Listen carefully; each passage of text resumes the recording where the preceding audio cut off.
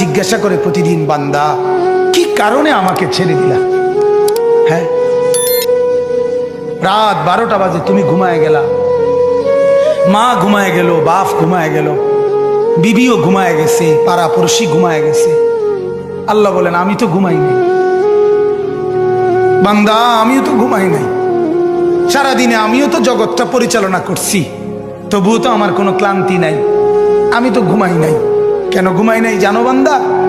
রাতের 2টা বাজে যদি তোমার পেশাব করতে হয়, রাতের 3টা বাজে যদি তোমার দরজা খুলতে হয়, তখন যদি তোমাকে উঠতে হয়, আর আমি যদি ঘুমায় যাই বান্দা, তোমারে চোখ মেলে দিবে কি?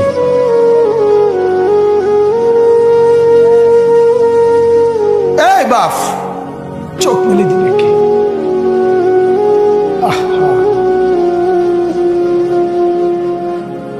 আল্লাহ আমাদেরকে মাফ করে। কোরআনুল কারীমের মধ্যে আল্লাহ তাআলা বলছে ওয়াহুয়াল্লাযী ইয়াতাওয়াফফাকুম বিল-লাইল।